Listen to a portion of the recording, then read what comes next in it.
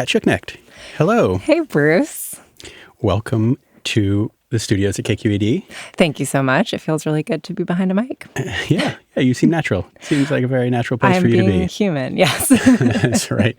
Even though in your role, yes. you aren't one of the people behind the mic that often. Tell us about your role for those who don't know you. That's right. I rarely get behind the mic because I'm spending my time doing a couple different things. One is producing stories, so helping Nigel and Erlon bring their stories to life.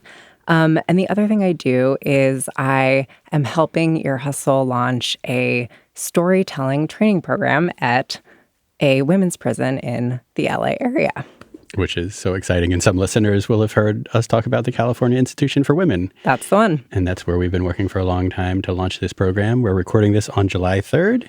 Is there any news you would care to share with us? Oh, just some small news that we're going to have our first class next Thursday. So it's amazing. It's real. Yeah. It's been a long time coming, and we've been scheming and dreaming about it for a long time. So I'm glad it has finally happened. And it's happening because of a lot of perseverance and diplomacy and all of the things on your part. Yeah. And that actually does, in a maybe tangential way, not to tangential way, your role does actually relate to the episode we're going to listen to today.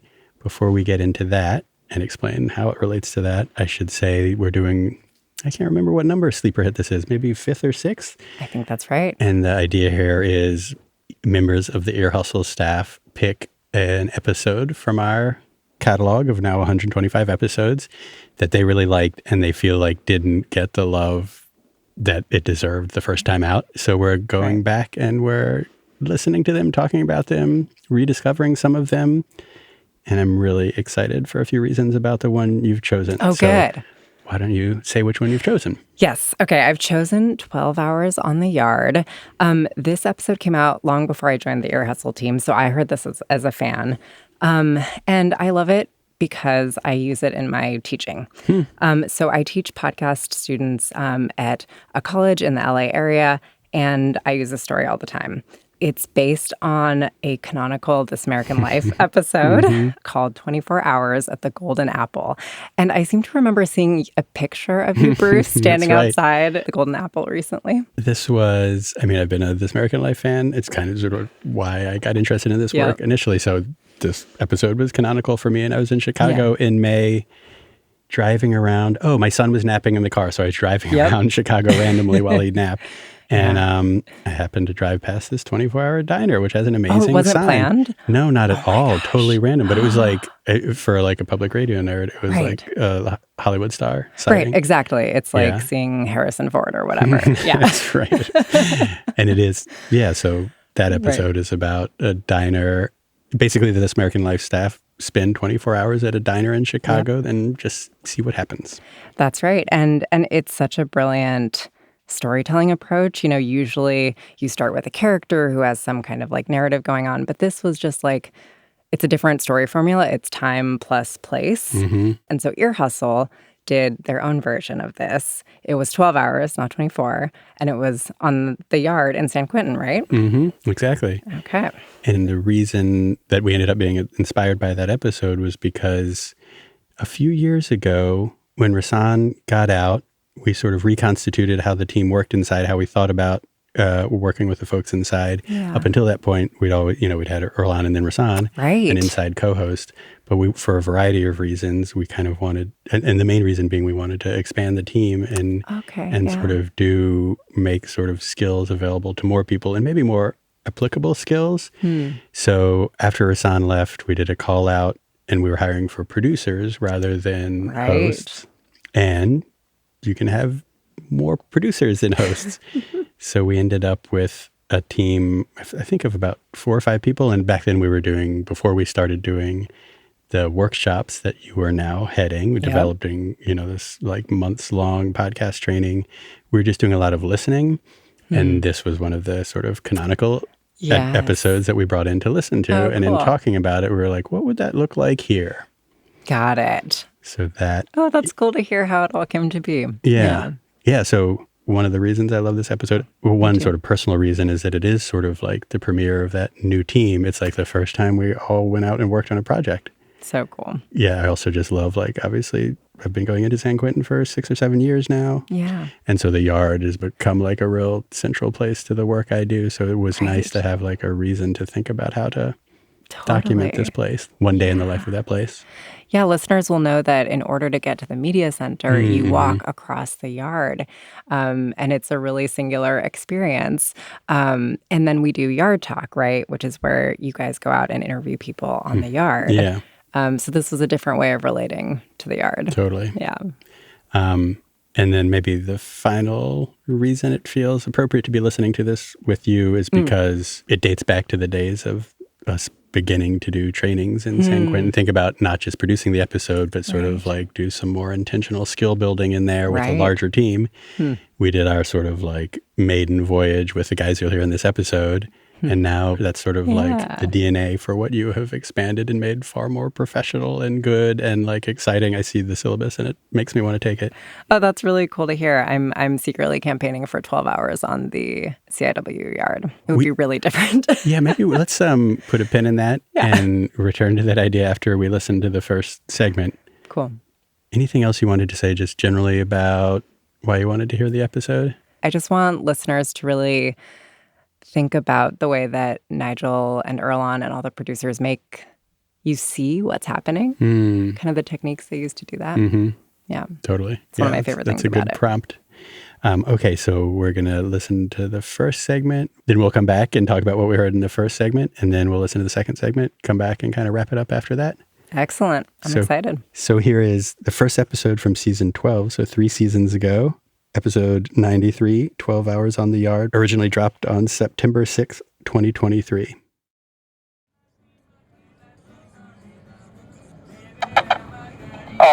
Attention on the yard. This is Officer J. Azevedo. This episode of Ear Hustle contains language and content that may not be suitable for all listeners. Discretion is advised.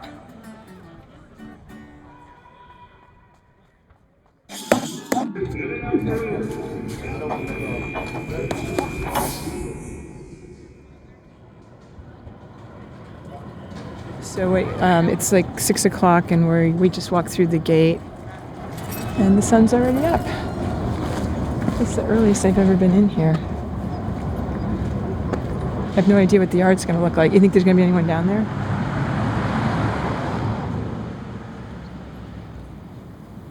Right now, the yard is totally empty. It's peaceful. It's just quiet. You know that people are probably looking at you, but you don't see them. Yeah, that's true. They're looking down at you, wondering what you're doing. We got one guy coming across the field now, Nige. Good morning. Good morning. Are you the first person on the yard? I don't know. I don't know. I have a duck for 6 o'clock. Oh. What's your name? Lewis. Lewis. Do you know what time it is, Lewis? Maybe 6:15, 6:20, something. Is it usually this quiet at 6:15? Yeah, they're going to start serving breakfast real soon. Don't you think it's actually kind of peaceful right now? Yeah, it is right now. Yeah. What do you think of the view up there? That's stunning. Looks real good, but not from here. Not from here? Does it torment you? No. I really don't even pay attention. Oh. No. Okay. Well, thanks for talking to us. Yes, ma'am. You guys have a good day. Bye.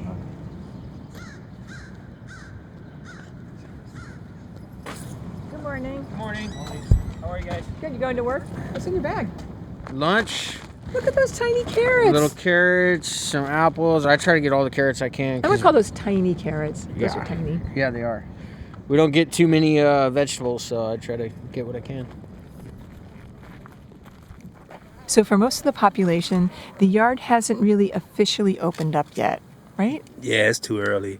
I mean, most people are still confined in their housing units or they stuck in the child hall. So if you're here, it's because you actually have a job on the yard. What do you do in the yard? I'm the yard crew worker. I work behind the fence here. Control of the toilets, all the yard equipment, all the yard equipment as far as trash cans, keeping all the bushes knocked down, keeping everything mowed out here, everything yard clean. From when you all come inside here, it looks really nice. It looks nice in here, I have to say. Yes. Do you take care of the toilets over here? Yes. Clean them every day. I'm sure you're used to seeing those toilets, but when people come to visit, it's so disconcerting to have to walk by toilets. But do you just get used to it? Yes, I'm used to it now. I'm used to it, seeing all kinds of things over there. Yeah. Yeah. So, but anyway, I got to stop for a minute because my boss just called me. Uh-oh. Yeah, that was Okay, me who all called right. me. Bye. Okay, all right. Near the entrance of the yard, there are these two little kind of like shacks. Yeah, they like little small houses. What they call them? They're on the streets now. Oh, tiny houses? They're tiny houses. Tiny houses. And in one of them, there's an incarcerated guy who's organizing stuff. And it looks like he's getting ready for a busy day. Yeah, getting everything in order, seeing what he got. Sure. What's your name? Navion Starks. Do you have a nickname that you go by? Smooth. You are Smooth. Yes. We were told we had to find Smooth. Oh, okay. That's me. Ole. Smooth runs the rec shack, and the yard is all about rec, so this is a very important position. He's in charge of giving out all the rec equipment each morning and checking it back in when everybody's done. Well, do we most got of my here? recreation career: basketball, ab rollers, soccer, baseball, softball, football, volleyball, kickball, punching bag, heavy bag, MMA gloves, horseshoes, dominoes, yoga mats, cards, tennis, Scrabble, chess. Oh, there's a lot here. Jump ropes. Yeah, there is a lot here. About 20 feet away from the rec shack is the other building in the yard. It's the lower yard Mac Shack. And COs are in there all day, kind of keeping an eye on things. And right now, Officer Acevedo, who did that listener alert at the top of the show, he's in there. Hey, good morning. Morning, how are you? Good. Are you out here today? Yes, ma'am. I just wanted to tell you, we are on the yard for 12 hours today recording, just so you know. Okay, cool. I'm Nigel. This is Amy and Bruce. Nigel is the ear hustle. Exactly. Yes, ma'am. Do you listen to Ear Hustle? I've dabbled a little bit. I'm a podcast guy. What? I do the murder mystery stuff, you know. Do you listen to Dateline? All the time. I love Dateline. So what are we doing on the yard? What's the plan? So the idea is to just see what happens over a 12-hour period on the yard. So we got here at 6, Okay. and we're staying till 6. So I don't know. I don't know what's going to happen. Where did this idea come from? Okay, well, one day we were all down in the media lab with our brand new crew of producers. Right. And actually, no one's met them yet, so don't you think this would be a good time for them to Great introduce time themselves? to hear their personalities. Hey, what's up? I'm Roberto Antonio Michael Valentino Villarreal de Trinidad the third. Oh my But That's what's up. you can just call me Trinidad though. How you doing? This is Steve Brooks, the voice of San Quentin. It's Darrell Davis, but you can call me Sadiq. That's what I go by. I'm the inside managing producer, Tony Tafoya. Hi, my name is Tham Nguyen, part of the Ear Hustle team, and I'm just glad to be here. I'm the only Asian. Hello, my name is Dante D. Jones. I am the Ear Hustle official photographer. So, throughout this episode, you're going to be hearing from these inside cats. Yep, they'll all be out in the yard with us, reporting on what's going on. And actually, the whole idea for this episode came right out of this room and from this team, right? Exactly. So as part of the training inside San Quentin, we bring in different episodes from various podcasts that we all admire, and we sit down and listen together and critique and talk about what works and doesn't work, and also what inspires us. And we were listening to an old episode from what podcast? I think it was called This American Life. Yeah, what was the name of the episode? I don't remember the name of the episode, but it was about this. Yeah, it's 24 hours at the Golden Apple. Yeah. Golden Apple was about 24 hours inside a diner. They actually go there and just sit around for 24 hours with a recorder and just let the recorder just record and just not knowing what's going to happen. So after hearing the stories in there and meeting some of the characters in that story, we were kind of thinking about our own little experience here in San Quentin. And we were thinking that we got characters and there's little stories happening here all the time. Maybe we should try to recreate that ourselves and give that a whirl. So, on this Monday, in early July, we are heading out to the historic San Quentin lower yard. And what do you think's going to happen? A fight, a stabbing, a murder. We're going to be in the San Quentin yard. Okay. A pillow fight, a feather fight. Well, I can't wait to find out. I'm Earlonne Woods. I'm Nigel Poor. This is Ear Hustle from PRX's Radiotopia. 12 hours on the San Quentin yard. Crossword puzzles. Sudoku. Tic-tac-toe, Sudoku.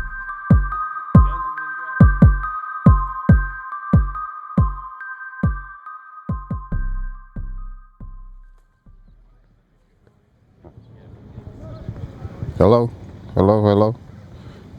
We're out here on the yard early in the morning, and there's a yard crew worker out here setting up on the baseball diamond. What's up, man? Good morning. So what you got going on out here? Oh, just getting the baseball field ready for our game on Wednesday. I watered the grass, and then I come into the infield, water the dirt down to keep the dust and to be able to soften up the dirt. Stamp it all down and get it all nice and level again. Make it look like nobody's even played on the field yet, so everybody gets the feeling of being the first to play on the field. I love being on the baseball field, and it's therapeutic. Okay, the yard is starting to perk up. I think it's about 7 o'clock. Hey, good morning. Good morning. What are y'all doing here? Waiting in line to go to coding. Coding? Oh, you all work for coding? Yes, this whole line's coding this morning. I didn't know so many people did coding back here. Good morning. Good morning. Good morning. There's a little carrot on the ground. Good morning. Morning.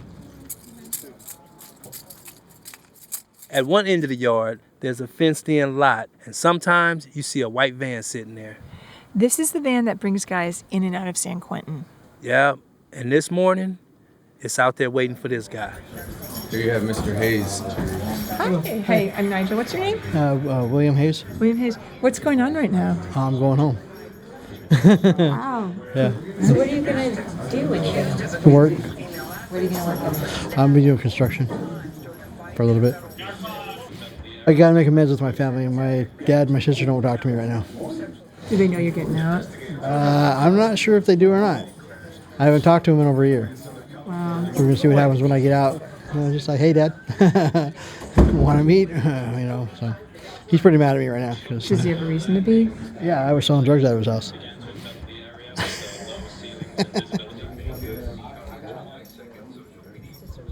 I go down here. Maybe let's go over here. Here it All comes. right. Look. Starting. So it's 8 in the morning, and we're standing by the stairs to North Block. And picture cramped cement stairs. I guess there's cement. There's at least 30 plus, because I know we run out of breath going up them. There's a bunch of people at the top of the stairs that are just waiting to come down, like to get to work and stuff. And I think the CO says what? Yard release or work release or, something like that. And then it's like, and all these like dozens and dozens of feet are coming down those stairs fast. People ready to get off themselves. They hop out of there. Oh, it's Boots. Here it comes. Here comes Boots walking down the stairs. He's heading to work, I think. Boots, are you going to work? Heading down to the media lab? Heading in.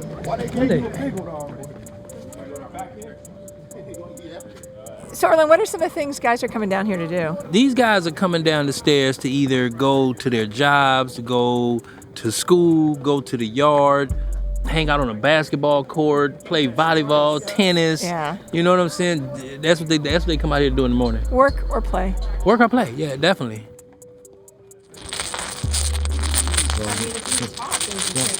No, have to be nice. We don't have no nice talking over here. Ain't no nice talking. Yeah, we tell it all. Will you introduce yourself? My name is Mr. White.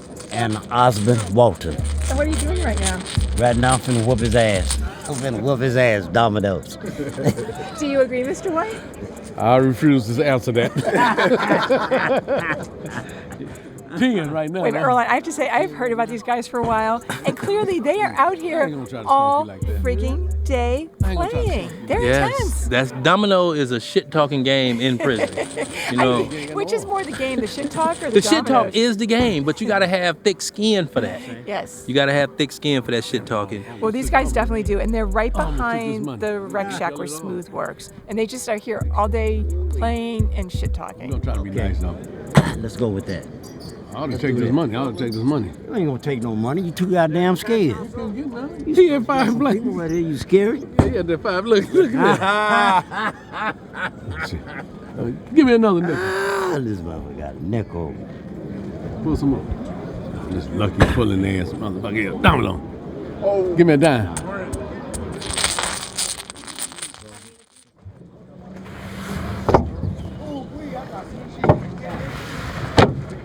They call this thing the squeegee. All I'm doing is trying to get the morning dew off the top of the table. What are you going to be doing once you get the morning dew off?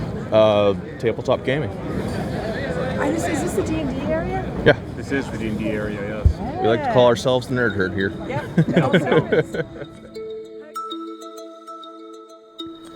A few tables away from Osmond and Mr. White, right behind the CO shack, are the gaming tables. Mm-hmm. And this is where the nerd herd hang out. Yeah, some of them take umbrage with being called the nerd herd, and some of them wear it proudly. What do you call it? Nothing. We're just people. Just people. Just guys meeting for a game. May I ask you a question? Yes, ma'am. If I say this word, tell me how you feel. Nerd herd. Indifferent.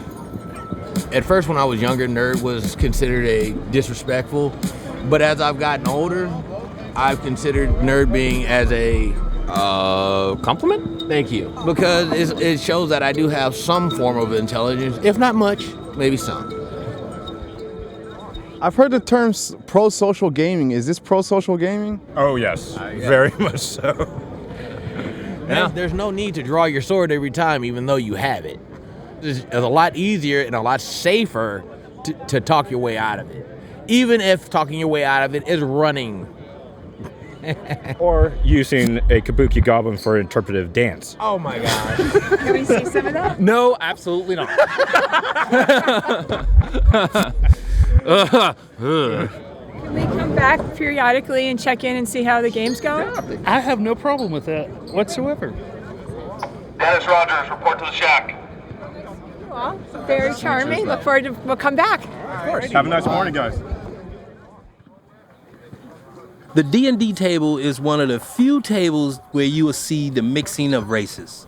Because if you listen to Ear Hustle, you know that the yards are segregated and there's not a lot of interaction with races. It's very clear when you walk down here. From my perspective, when I come in here, what I notice is like the black area is around the basketball, the tables around the basketball court. Right. And then over by the gym equipment is the Hispanic area. Yep.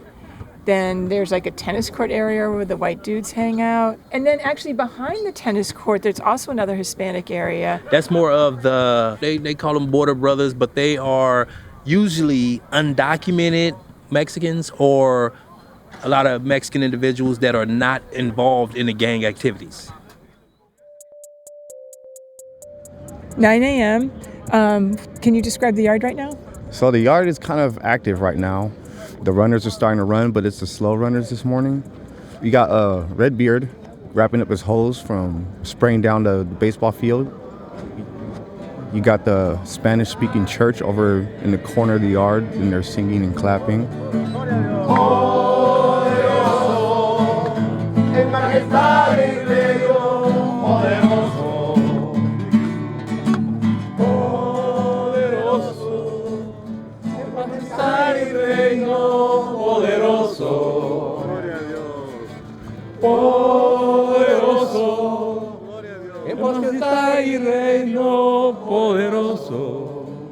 Thank you, thank you, thank you, thank you, thank you. Hallelujah! God bless you, God bless you.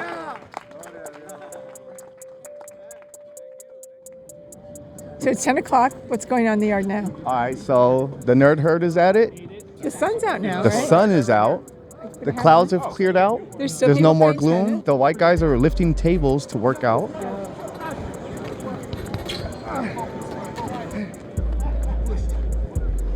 Nice. How many was that? I wouldn't even count. That's right.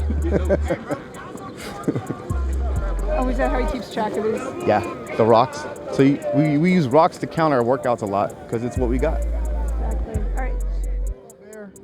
All right, so we're walking down the yard, and there's a curb here with a little rug over it, and on the rug are a myriad of teddy bears.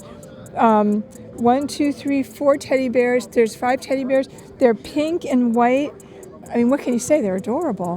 What? They're adorable. Thank you. Who makes them? I make them.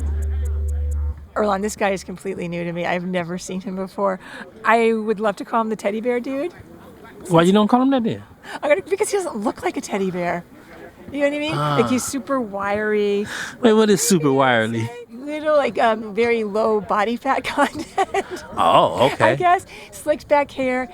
He, like monogram glasses. He'd be very comfortable in the corner of a dark bar that has a lot of red interior, I think. He'd fit right in there. But he's out here with, like, all these adorable teddy bears that he makes. Different colors, too. Yep. He really get into it. I've been locked up for a long time, and it helps me with my inhibition and I use it as therapeutic. What are they made out of? They're made out of sock. With the Kool-Aid, I dye the material. And they're stuffed with the sweatpant or anything that what I use as excess is they're just stuffed with extra material. Can I pick one up? Go ahead. Erlan, you know me well enough to know I'm not a teddy bear kind of person, right? But I never took that in consideration. Well, I'm here to tell you I'm not. But I was positively giddy about these teddy bears. We talked to this one guy who had already given 3 of these to his wife, and he was coming back for another one. Right. Well, cats do perfect their craft, because you're sitting there all day and you're just working on this one thing. Have you ever heard them say it takes 10,000 hours to become an expert at something? Ooh. I bet that guy has put 10,000 hours into those teddy bears. He had to. I've been making them since 2017. So obviously, for 6-7 years, I've been making them, and I make 4 per day. So you've made hundreds and hundreds, maybe thousands. Yeah. Yes. I probably could say I already reached almost 1,000 bears.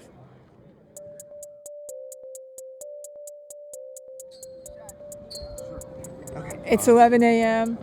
What's happening on the yard? It looks like it's picked back up a little more than it was at the 10 o'clock check-in. They're playing soccer now. The tennis is still going. The nerd game is still going. Or my bad, the D&D game is still going. The same domino match from earlier is still going. There's more people playing handball.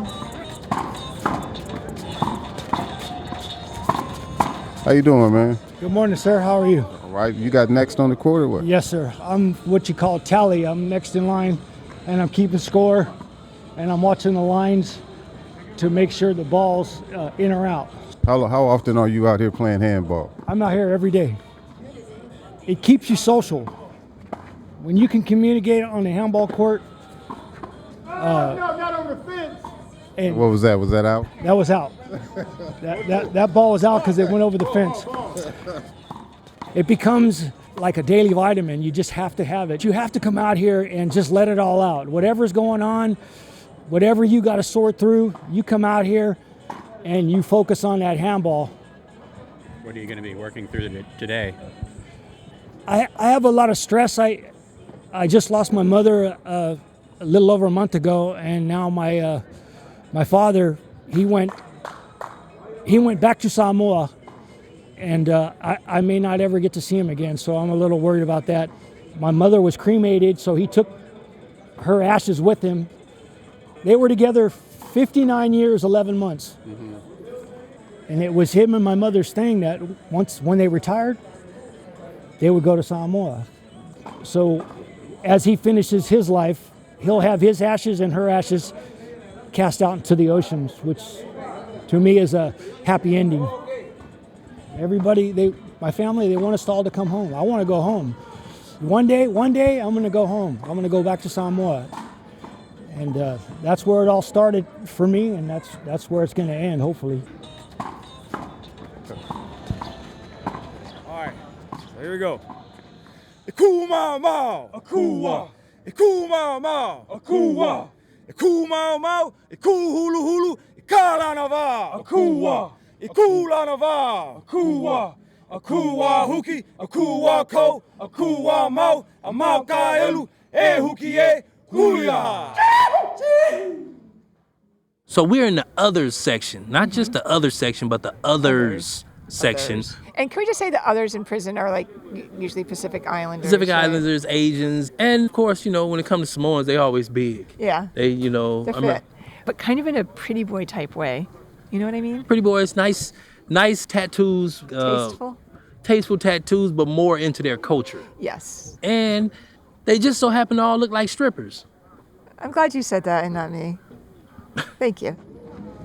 Hey, how did you get into this? I mean, did you do this on the streets? I did. I grew up in dancing ever since I was in the 1st or 2nd grade. I grew up dancing Maori, Tahitian, Samoan, all Polynesian cultures, all the way up till I was a freshman. And then that's when I became too cool to dance my own culture and started doing things that weren't, I guess, didn't align with moral things with social. No, I mean, you know what I mean? Break it down. You know what I mean? Did you do anything else with your dancing? I did. Later on down the line, I started stripping. So, I'm just curious. Did you have a specific stripper move that got you the money when they just got the?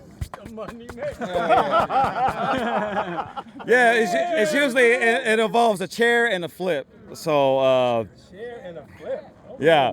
You flipping on the chair? I'm flipping backwards while they're on the chair, and then it would end up to where it was like a 69 position, and then you flip them over with your legs.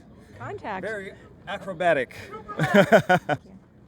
Well, thank you guys. Next time, Nigel would like to see you do this backflip thing that you were talking about. I don't have Right? to ask for that much. It could just be a simpler move. We still can't give examples. Although I have my shirt off, Message in prison. I don't think it'd be a proper place to demonstrate some stripping moves.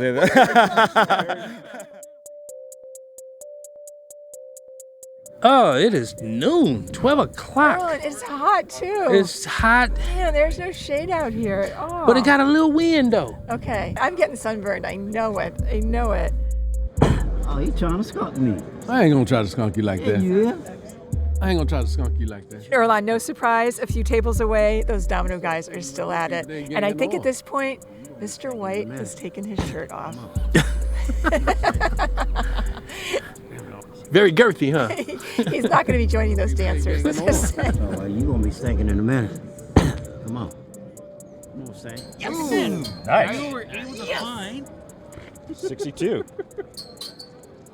The nerd herd and the D&D guys, they still at it. They do not stop. This is an all-day, everyday game. It never stops.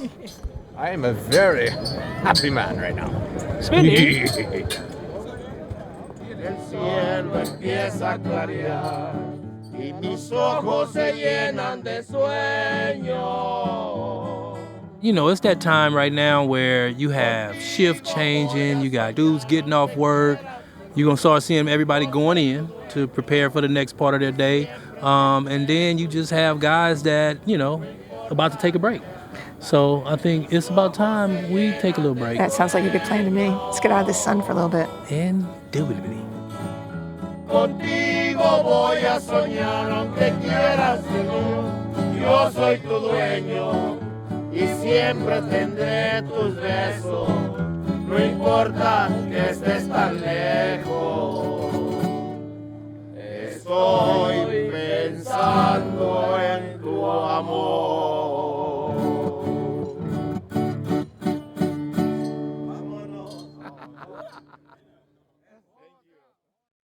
All right. That is so fun to hear. I know, right? I'm glad. I was just appreciating that we let the song run long at the end there. Yep. We didn't try to splice it tighter. Yep. I know it's always tempting in producing to make things shorter and shorter and shorter, but it's so nice the way it breathes. Yeah. Well, whenever I listen, I feel like a common experience for me listening back to episodes is wishing there was more pauses. The pauses were a bit longer. Some of those transitions still felt like, I don't know if they were rushed, but they felt like a little bit like they're all the same size. Oh, interesting. Yeah. Interesting. Yeah. I mean, there were so many tape to tape transitions in this story. I know. Which for listeners, that's like when you're hearing the nerd herd and then it fades out and fades into the domino guys or whatever. But Nigel and Erlen don't come in and say anything. It's like this tape to tape transition. We had so much fun with that. I had so much fun. I feel like that's like together. Every audio producer would do tape to tape transitions only. That's what we do. That's what we do in our spare time. Exactly.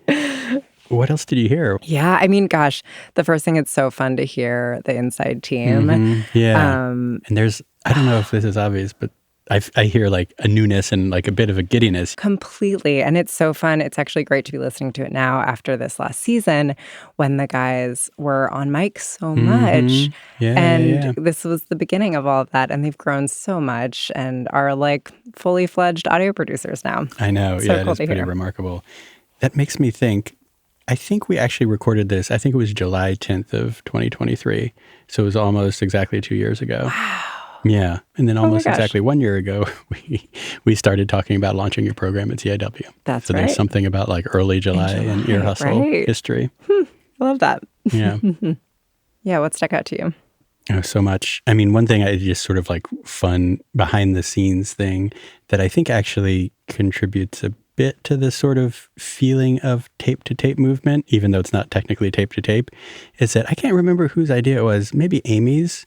So normally we'll go to a place, record interviews, edit, script, and then Erlen and Nigel will go into a studio and record the narration. So our episodes are like bits of tape or bits of scene tape, bits of interview.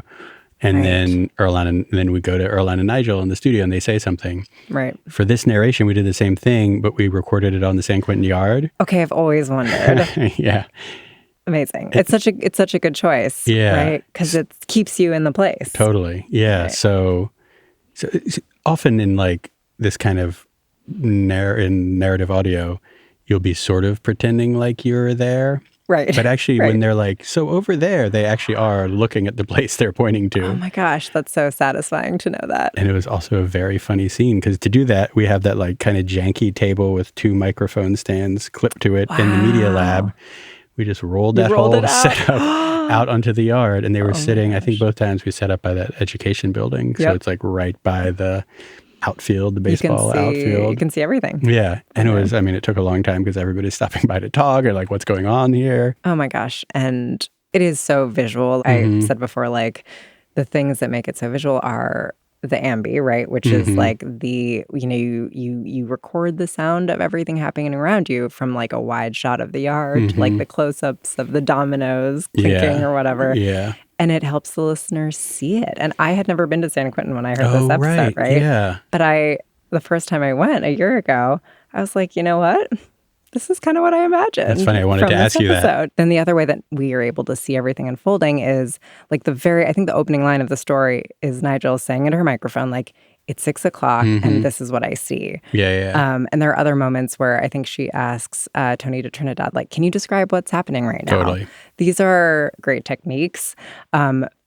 We talk about it as like using your microphone as a notebook. And it both will help you remember what happened, but also it helps listeners visualize it. And it's a really simple but really effective tool to just sort of say what you're seeing. Yeah. And with this one in particular, I knew we went in. I mean, a lot of it was like going in with no plan because we just like the whole idea is like go to a place and see what happens, Yep. But one thing we did plan in advance was like we should have a check-in every hour on the hour. Those timestamps are great. Yeah, exactly. So you can, it just helps because there's like no typical arc. Like there's not a beginning, middle, and end. I mean, I guess there's the beginning of the day and the end of the day, but it doesn't have a traditional like the story starts here and it has a climax and all.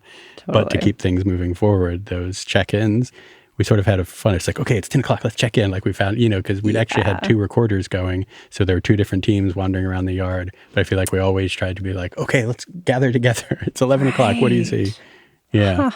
It reminds me of the episode we did about Dom's hearing this season where we did sort of timestamps, but they were dates. And it's really helpful in a story that is, the narrative arc is just the passage of time, right? Yep, it's exactly. Chronology, which actually weirdly, it imbues a story with its own tension because it's like the question throughout is like, what's going to happen next? Exactly. And with that one, you knew like you're counting down to a time when like the drama is really going to come to a head. You're going to find out what happens at his sentencing. Yeah.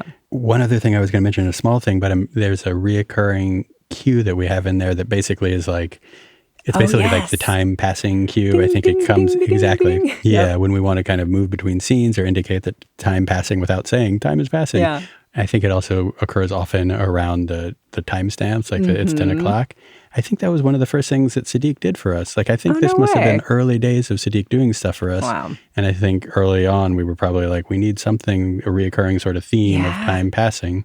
It's really effective. And I'm pretty sure that was a Darrell Sadiq Davis original. And now he, you hear his sound design more and more in every episode. Episodes, right. Oh, that's so cool. You talked about it being a teaching tool, and this is kind of related. But I was thinking, and I love the idea of trying to replicate this at CIW, particularly in the framework of the class.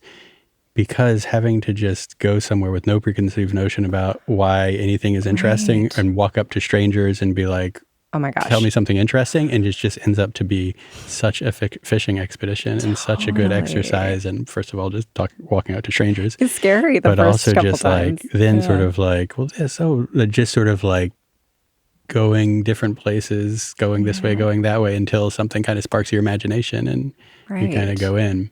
And it tells you that, like, I always tell students this, like, students are nervous, they want to go in, get the story, get out, right? Mm-hmm. But it's like, just stick around longer than you intended to, and follow the action, basically, if you see something happening. And like, gosh, who was it? There was someone who was going home, right? Mm-hmm. Yeah. Like, what a great example of, like, if you just walk up to someone and ask what's happening, you see there are these, like, human, intense dramas unfolding all around us all the time. Although I have to admit that I think we knew the day before that was going to happen, because I guess there's like a typical time when people are going to get on the van at a particular place on the yard. Yep. And so I think we'd sort of flagged before that. We should figure out, and I think maybe one of the inside guys said, yeah, there is somebody getting out. So I think we knew to be like, check in sometime in the morning. I can pretend. Yeah.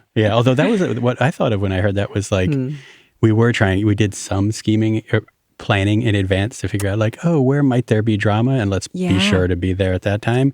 But then that guy, I mean, he was in this like pretty dramatic moment, but he wasn't like super expressive about it. Right. So that was an instance of like, oh, it didn't actually have the payoff that we thought it would. Right. But in this kind of episode where you're just doing sort of like little bits. I don't even know what the name of it is, like a collage or like a montage, a waterfall. I like collage though. Yeah. It's like a quilt. Yeah, exactly. Yeah.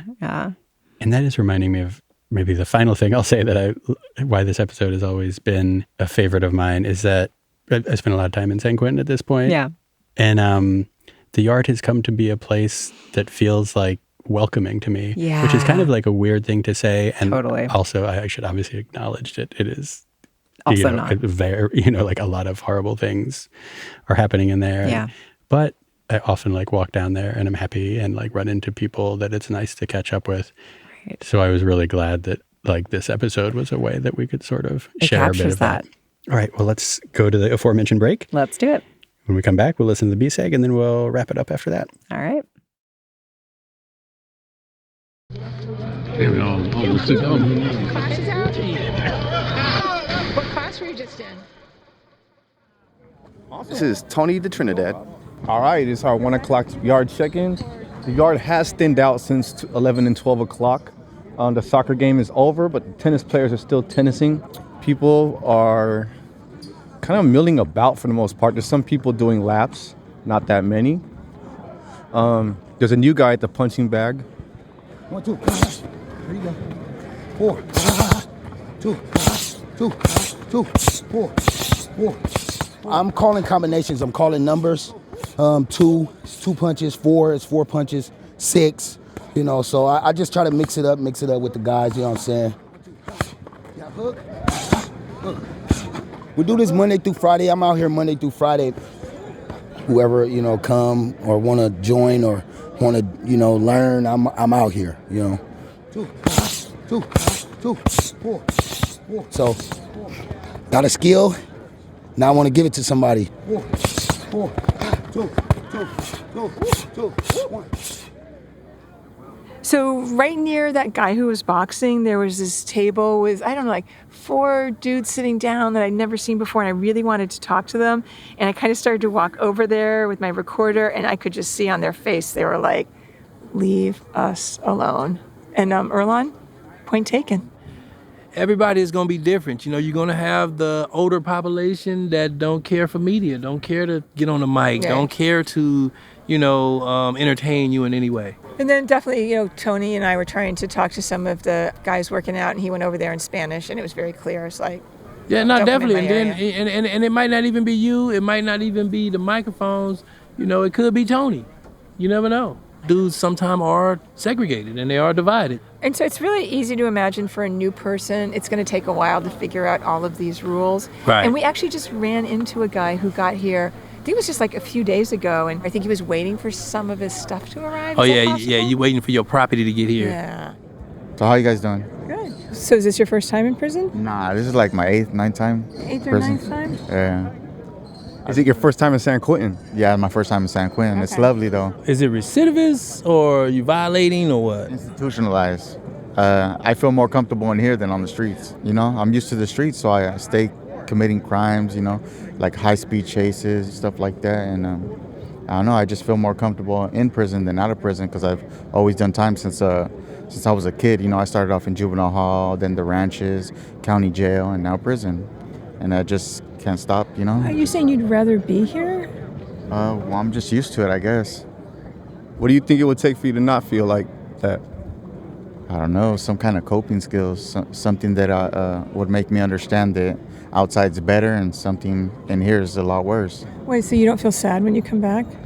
I mean, I do because I leave my family and everyone behind, but at the same time, I'm more comfortable in here. I don't really know what to do when I get out. Is it drugs? Is it no job? Is it, what do you think?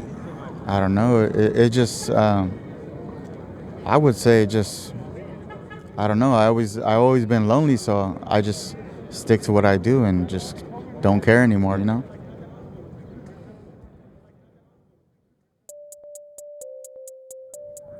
Hey y'all, this is Dante D. Jones. I'm here on the yard right now and it is really, really hot. But there are people on the yard. A lot of people catching sun rays. People are playing basketball as usual. Rebound! Chin up. Some guys are running around and the Birdman is on the yard playing with his birds.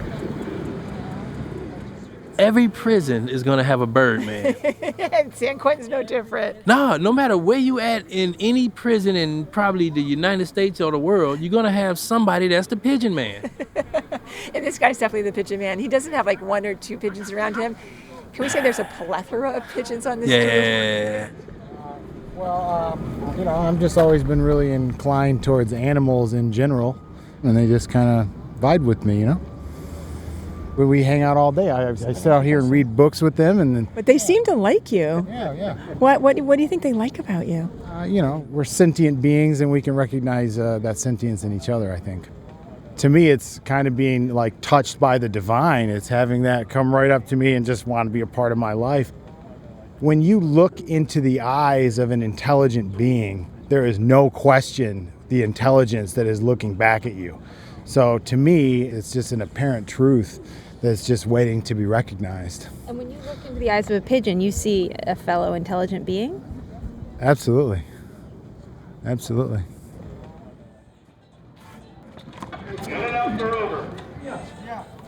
It's getting on in the day, right? I mean, the sun is shifting a little bit. There's a little bit of a breeze, and the yard's quieting down. Yeah, and there's this one part of the yard, kind of to the side, where they got some nice flowers growing. Yeah, it's like a little patch of garden.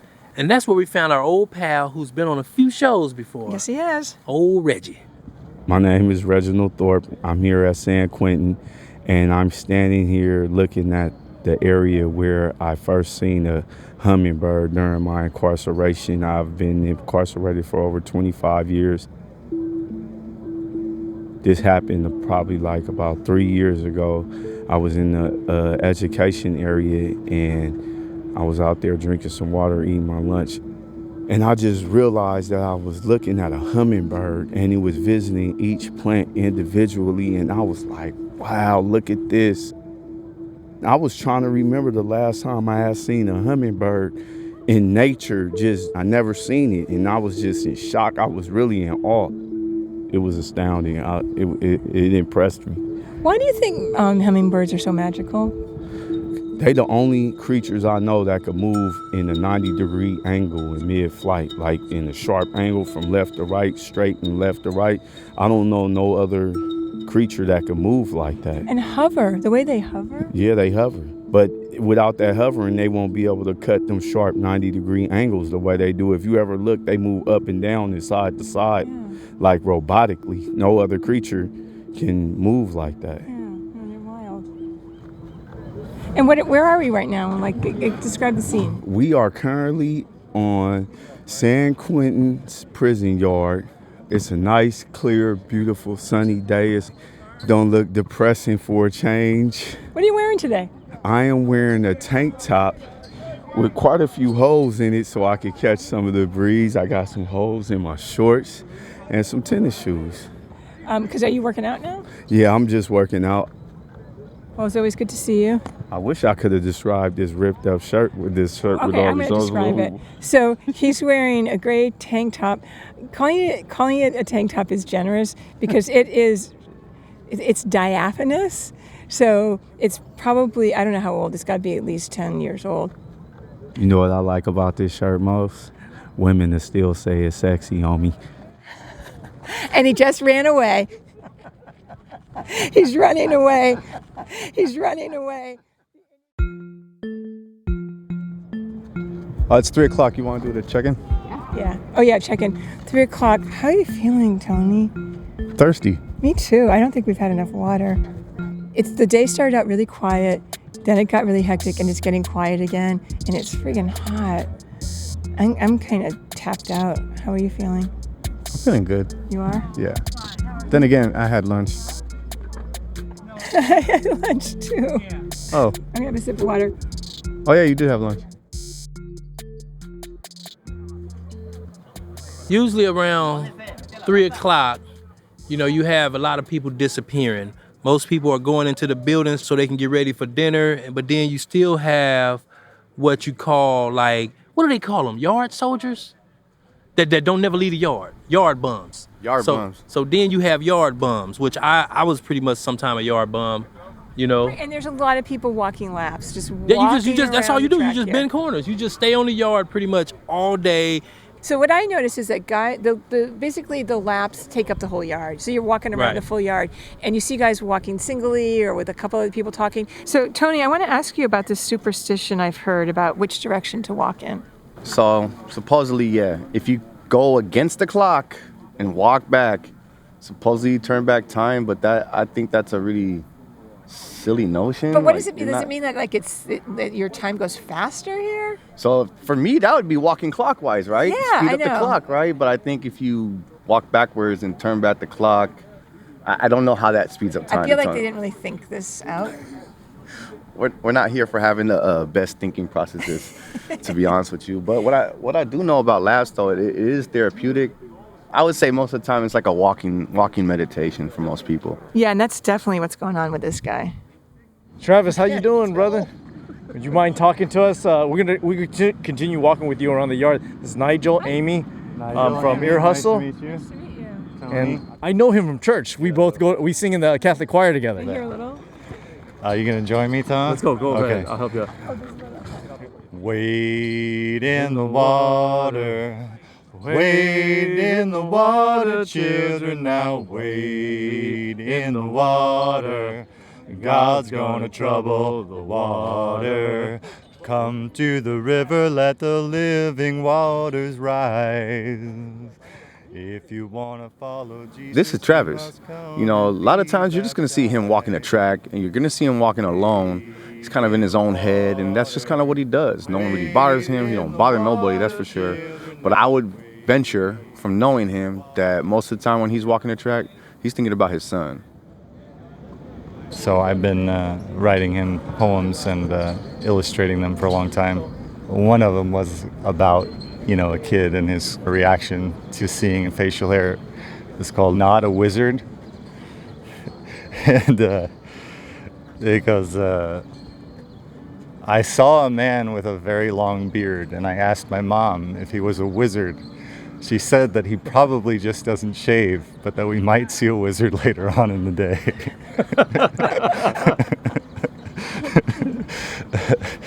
So, for me, walking is primarily a walking meditation.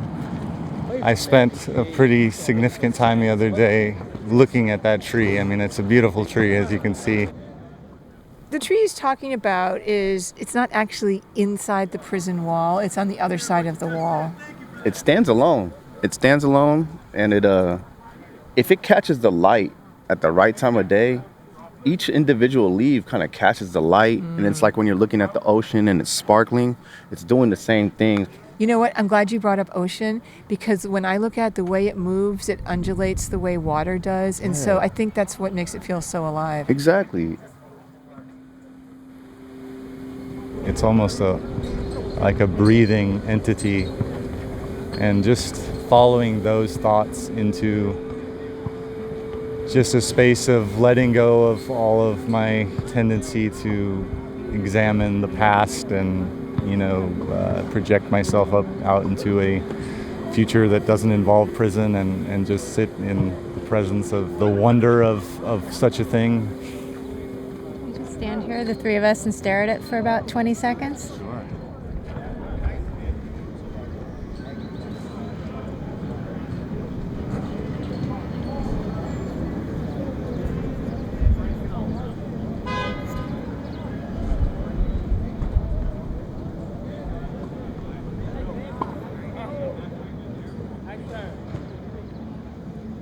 Dennis Robbins, 1 North 30, report to work. Thank you very much. All right. All right. Good one, man. Keep walking. You too. We'll see you guys. You and your beard, have a good day. See you soon. Count! Oh, yeah. Here we go. Hicks. 45. Zinneman. Coles. 4-0. Rumfield. So count happens in a 24-hour period, maybe 5-6 times, because they want to make sure that, one, everybody is alive, and two, that nobody is missing. And I think sometimes guys also are kind of scrambling to get to count, right? Because it's a big deal if you miss it. Well, hell yeah, it's a big deal if you miss it. Shit, you can't miss that count, honestly. Turner. Right now, this count is happening at every single prison in the entire state. I think the northern prisons are at 4 o'clock, the southern are at 4:30, and they try to make sure that every single person is accounted for inside the prison. Gomez. They will count every single person in the prison, and they have to call that number into Sacramento, and Sacramento has to say, we confirm that that's how many are supposed to be there. Thank you. Higgins. 49. AC. 87. Davis. 89. Tafoya. 88. That's for everybody? Good job, guys. Thank you.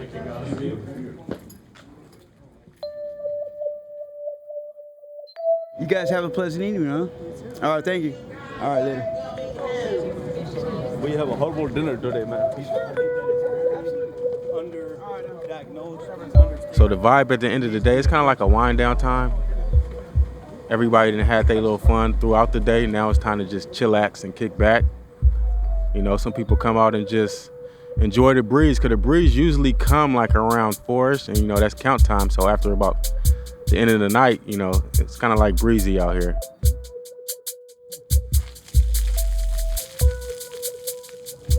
Tony. Hi, RJ. What's going on? I'm just cleaning up for the night. Make sure all the trash is done. Make sure all this junk's done. Make sure nobody didn't poo-poo on the floor or piss on the floor over side of here somewhere. I get this done and try to make it back in just before the door's locked. How was your day today, Steve Brooks? My day was very busy, running around chasing the Ear Hustle team all day, all over the yard. We got the whole team out here for the first time, so that's nice. I think this is our first gig, so I think it was successful. So the sun is about to set. You could tell everybody's starting to calm down, get ready to shower and go to bed, and do it all over again tomorrow. So yeah, it was a very nice day.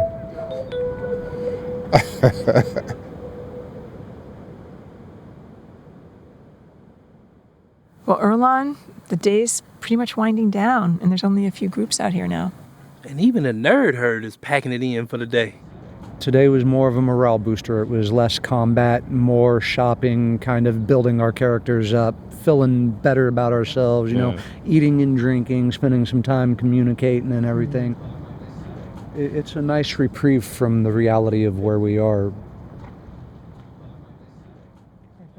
Déjenme cantarles uno en inglés, ¿sabes? No. Wasted days and wasted nights,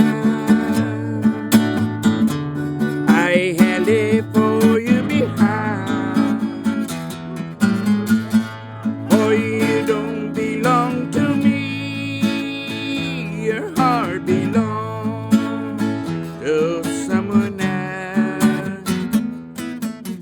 This is Sadiq, wrapping it up. This is the end of the night. I'm about to go in and get my shower. Give me a few phone calls before 9 o'clock.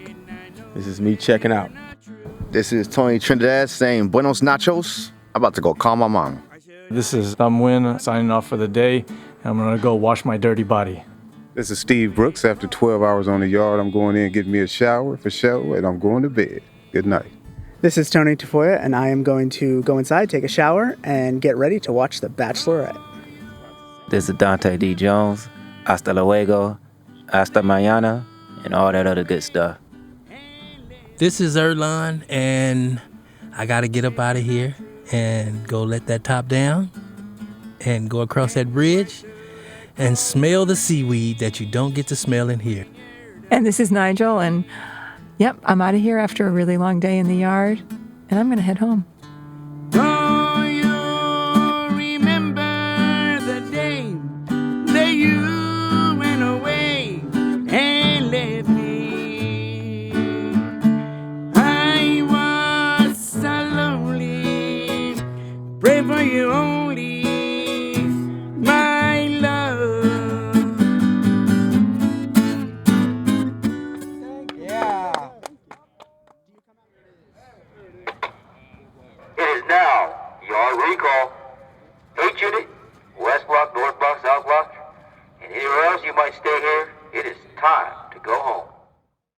Wow. Okay. So fun to hear that. I was wondering if like you're feeling the same thing you normally do at the end of a good episode. Yes. Oh my gosh, that's so funny. It's not what I thought you were going to say. What I thought you were going to ask was, is this how it feels to leave San Quentin? Oh, yeah. Which is totally how it feels to leave San Quentin, which is like, it is weird. They stay. You know, your colleagues, you're working on something together and it feels normal. And then they stay and you go home. Totally. Wow, I'd forgotten about that. Yeah, that used to strike me a lot, and don't register that as much anymore. Yeah, it still is. It still gets me. And there's like a melancholy to the end of this episode that I feel like captures that. Although, when it does still strike me more often is like once I'm out, like going across the bridge, that sort of thing. Yes, when you emerge onto like the gorgeous day. Yeah, totally. But yeah, do I feel the same way that I do after listening to other episodes? Yeah, for some reason this time I was just thinking about or trying to register the ways in which this just is a different kind of episode and has different structure and impact. And I was trying to think how I was feeling at the end of that. Yeah. It is really different. I mean, I think it's like ethereal in a way. It is a different... Yeah, it's not the same feeling of like listening to a person go through an emotional journey, right? It's rather like being transported to another place and time does leave you with a different feeling. Yeah, and it is. I mean, it's sort of like true to life that like days just kind of end and then there's another one tomorrow. Oh my gosh. Who says that? And we'll do it all again tomorrow. I'd forgotten that. It's perfect. I remember us trying in different ways to make the second segment, which was the afternoon, make the afternoon just feel different, in some subtle ways. Totally. Did it have that experience, like that feeling to you?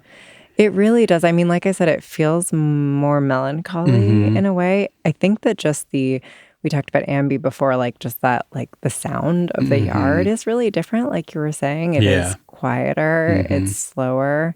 I think there were one or two instances of people we talked to in the morning that actually felt more like afternoon people. Yeah. Like I think Travis, the guy who was walking the track, that might have been in the morning, but just that Totally. I might be wrong about this, but I think it was, but just sort of like the pace of that experience was it's more so of an afternoon experience, right? Yeah. It's sort of like contemplative. Yeah, exactly. So brilliant of Amy to have everyone stand there for 30 seconds. Totally, yeah. And that's another really that's a very confident move to then have the listener stay in silence with you too.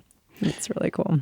I think there was conversation about shortening it, but I'm almost positive that is exactly the length. And it is a nice moment to really hear the yard too, and the way I think like a car horn intrudes, and then you get the loudspeaker, and you realize how it's not quiet there really ever.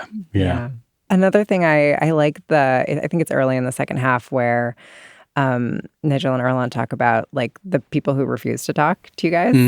Yeah. Because it can seem like you talk to everybody, right? Totally. But another way, this is a great teaching tool, is like it's a good reminder that you gotta swing a couple swings and they're gonna be misses sometimes. Yeah. And I wondered too, was there anyone you guys did talk to that didn't make it into the story that you miss? Oh, that I miss. Or that you don't miss. I mean, so many people we talked to didn't make it in, obviously, because we were recording on 2 recorders for 12 hours. So it's 24 hours of tape. It's a lot of tape to go through. It's a good question. No, I can't. I mean, I'm sure there was stuff that hurt me to cut. There always is. But I can't remember them. So maybe it was probably made the right call. Right. That's good. That's a good lesson too. Like it can be so painful to cut things that you love. Yeah. And listeners might not know, like, usually we don't have like 48 hours or 24 hours of tape, but we have we gather a lot of tape. A lot of stuff doesn't make it into the episodes, and it can be a real fight between the producer and the editor. But this is a good reminder that like you don't actually remember the things you lose. Yeah. Sometimes I do, but I think with this one. Not this one. One thing that was kind of missing, and I remember us talking about it in the edits, and I think that thing that you referenced, the people that wouldn't talk to us, might have been one way at trying to hint at that. Basically, like, we've listened to the first edit, and it did feel sort of like summer camp, and we're like, this, I mean, as true as that is to our experience when we go in, or, you know, the experience like a person could have on the yard. There's a lot going on that we didn't talk about, a lot that we're going on that we wouldn't see. There's the threat of stuff going on. There's probably stuff going on at other places in the prison. So I think there were a few places, and maybe that was one of them. I remember us trying to think about, like, how do we sort of like register that we know this is not comprehensive? Right. You know, without being effective, while still being true to our experience. I mean, because I can't even remember if we went into it, but, you know, like one reason people wouldn't talk to us is because they're active gang members, you know, and they're not allowed to talk to us. And another thing we didn't talk about, I remember it being in edits, was just, we didn't talk about how the yard is segregated. I don't think that ever comes up. I mean, interesting. That's like one of the first things you notice. When you walk on the yard. Yeah. We mentioned Travis, the guy who was meditating on the tree and sang with Tom. Yeah. Oh my gosh, they sound so good. Totally coincidentally. Oh, that's right. You're a singer too. So you recognize. That's right. So you're going to have to sing that song at the end. We didn't realize this at the time we interviewed him on the yard, and he made it into the episode. But this was back when we were doing a collaboration with the William James Association, which does art classes in most of the California prisons. And different of their artists would do illustrations for each of our episodes. Right. And Travis did the illustration for this episode. So not only was he the guy meditating on the tree, but he did this amazing illustration, which people should go to our website and look at. And people should also know that our friends, the Kitchen Sisters, who work at KQED with us and are fellow Radiotopians, make a beautiful radio show. All of their stuff is going to the Library of Congress. So cool. As part of that, they were asked to submit like 10 radio pieces that inspired them. Oh, no They way. asked us to suggest one, and we suggested 12 Hours on the Yard. So this episode is in the Library of Congress, and we're in the process of getting the original episode illustration. And that's going to be in the Library of Congress too. Oh, that's so special. Yeah, oh my cool. gosh. Can you talk about why you chose this episode? Yeah, we went back and forth. I mean, I told you it's one of my favorites, so I definitely like advocated for it. And I think, you know what it was that like, San Quentin is sort of like central to what we do. Yeah. And despite how much we grow or, you know, like go to other places, like San Quentin is always the central place. And I think also what struck me particularly was it's really cool in this place that is meant to be sort of like the nation's archive to think about like, a moment in time in this place that has become like very important to us in different and complicated ways. Like, 12 Hours is now documented in the nation's history. Right. You know? Yeah, I love that. And I mean, it's an oral history in a way. Yeah, there's something that felt fitting about this, even though it's in most ways, it's an atypical episode for us. Yeah. I also felt like I heard the seeds of other episodes we've done since, like the Comfortable Inside from season 14. And I actually think, even though I didn't remember that he wasn't in here, but I think we actually talked to Sparkplug. I'm pretty sure we talked to him that day. Sparkplug, who was the first episode of this season, the bank robber. Pretty sure we met him that day, but he didn't make the cut. Right. But yeah, then he ended up in his own episode. The last thing is the music there are a couple of different moments, and it's so effective. And we talked about like tape to tape transitions. Those, like, doing the same thing over and over again can get old, right? In a story. So you're always looking for new ways to transition. And the music does that beautifully too. Yeah. And just like gives the listener a chance to like breathe and sit with it. And also they're so talented. All right. Thank you so much, Kat. I'm so glad that you picked this one. It was fun to return to and fun to like listen to it with you, because like a lot has changed in 2 years. A lot has changed in 2 years. I know. Thank you, Bruce. This was so much more fun than I thought it was going to be. Wait, you didn't think it was going to be fun? I was nervous. Oh, really? Oh, gosh. Yeah. I tried. It's supposed to be very low stress. But well, nothing is low stress for me. Okay, good. Unfortunately. But, I'm learning that. But no, this was so much fun. It is, even in our jobs, like rare to get to sit and just listen and do nothing else and then talk about it together. What a dream. It's interesting. I mean, it's a reminder. I said this episode all came about because we used to do that in San Quentin, and we've gotten less good at doing that. Yeah, let's remember to like start listening to stuff in there just for edification and fun. Totally. For edification, we can't have fun. No fun. Yeah. Okay. All right. Thank you. All right. Thanks, Bruce.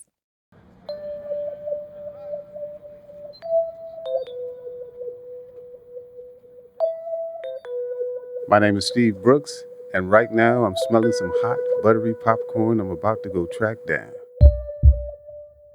Ear Hustle is produced by Nigel Poor, Earlonne Woods, Amy Standen, Bruce Wallace, and Rasan New York Thomas. Shubnam Sigmund is our managing producer. Our producing team inside San Quentin includes myself, Darrell Sadiq Davis, Tony DeTrinidad, and Tam Nguyen. Our inside managing producer is Tony Tafoya. Earlonne Woods sound designs and engineers the show, with help from Fernando Arruda, Rashid Zinneman, and Darrell Sadiq Davis. Thanks to Acting Warden Oak Smith at San Quentin and Acting Warden Molly Hill and Lieutenant William Newborg at the California Institute for Women for their support of the show. Thanks also to this woman here. I am Lieutenant Giamare Berry, the Public Information Officer here at San Quentin State Prison, and I approve this episode. This episode was made possible by the Just Trust, working to amplify the voices, vision, and power of communities that are transforming the justice system. For more information about this episode, check out the show notes on our website, earhustlesq.com. You can also find out more about the show on Facebook, Twitter, and Instagram at earhustlesq. We want to welcome back all of you listeners and thank you for following us into this next season, season number 12. This is a big season for us. I mean, we're going to hit our 100th episode. That's crazy. Hey, Nigel. Yes. Can you name all the episodes? Hell no. We will have more news on that later in the season. Meanwhile, I want to say I'm really excited about our new crew inside San Quentin. It is growing. I mean, there's like, how many guys now? We got 7 cats up in there, you know, from a photographer to the line producers, the sound designers. So definitely we got a cool crew. And it's promising. I mean, they've got a lot more to learn, but they did a great job on this first episode. By the time we get to our 100, they should be good. And also, you know what I'm excited about, Earlonne? Tell me. We're going to be going into some new prisons we've never been in before. Maybe you've never been in them. And listeners, we've got a favor to ask of you. If you like the show, please go leave us a review on Apple Podcasts. It really helps us get the word out. And don't forget to sign up for our newsletter, The Lowdown, where we've got photos and behind-the-scenes stuff from our episodes and news about what the team is up to. Subscribe at earhustlesq.com/newsletter. Music for this episode came from Darrell Sadiq Davis, Rashid Zinneman, Fernando Arruda, and me, Earlonne Woods. Big thanks also to everyone we talked to on the yard at San Quentin for this episode. Ear Hustle is a proud member of Radiotopia from PRX, a network of independent, creator-owned, listener-supported podcasts. Discover audio with vision at radiotopia.fm. I'm Earlonne Wood. I'm Nigel Four. Thanks for listening.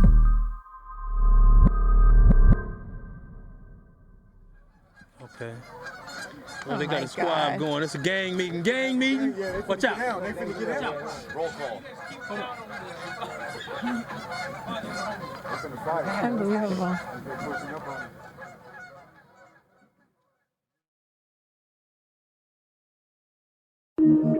Radiotopia.